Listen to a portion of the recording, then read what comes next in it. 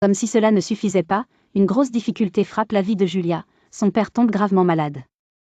Les hôpitaux, les papiers, la fatigue, la peur de le perdre, tout ça la submerge d'un coup. Pour faire face, elle serre les dents et se dit « Je n'ai pas le temps de penser à moi ».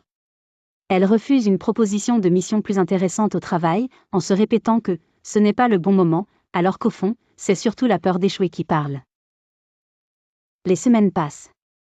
Julia accumule les retards, les nuits blanches, les repas avalés à la va-vite. Elle regarde la vie comme quelque chose qui lui tombe dessus, jamais comme quelque chose qu'elle construit avec Dieu, jour après jour.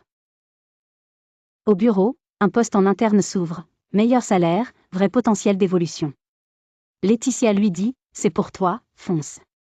Julia répond « Avec ma situation, tu crois vraiment que Dieu pense à moi pour ce genre de poste ?» Puis elle n'envoie même pas sa candidature. Pour se protéger, Julia commence à raconter une histoire très convaincante. « Moi, je suis simple. Je ne veux pas la grande vie, juste un minimum. » En réalité, ce n'est pas de la simplicité, c'est de la peur bien habillée. Le soir, elle ouvre parfois une Bible, mais referme vite dès que ça parle de « renouveler son intelligence » ou de « marcher dans sa vocation ». Ces mots la dérangent, parce qu'ils lui demandent de regarder en face ce qu'elle a abandonné en route.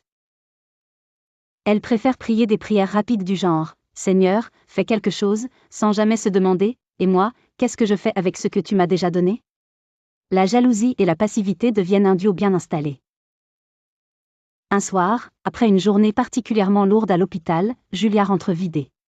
En vidant son sac, un livre tombe de son sac sur le sol. « Maintenant ça suffit, il faut que ça change », du pasteur Ivan Castanou, qu'une amie lui avait prêté il y a des mois, et qu'elle n'avait jamais ouvert. Elle le ramasse machinalement, un peu agacée, prête à le remettre dans un coin.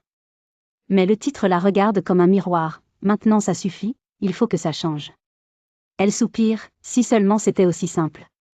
Et, sans trop savoir pourquoi, elle l'ouvre. Dès les premières pages, le livre parle de monde intérieur, de mentalité, de croyances qui sabotent la destinée. Julia a l'impression qu'on décrit sa vie, se contenter de survivre, subir les circonstances, blâmer les autres, se considérer comme une victime.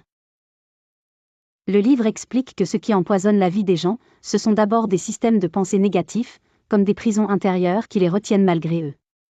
Julia se reconnaît dans ces forteresses invisibles. « Je n'ai pas de chance, ce n'est pas pour moi. » Une idée la secoue. Si elle aspire à une vie différente, ce n'est pas l'extérieur qui doit changer d'abord, c'est son monde intérieur. Sa façon de penser, de parler d'elle-même, de se voir devant Dieu et devant la vie. Le livre parle de « mentalité de perdant, absence de responsabilité »,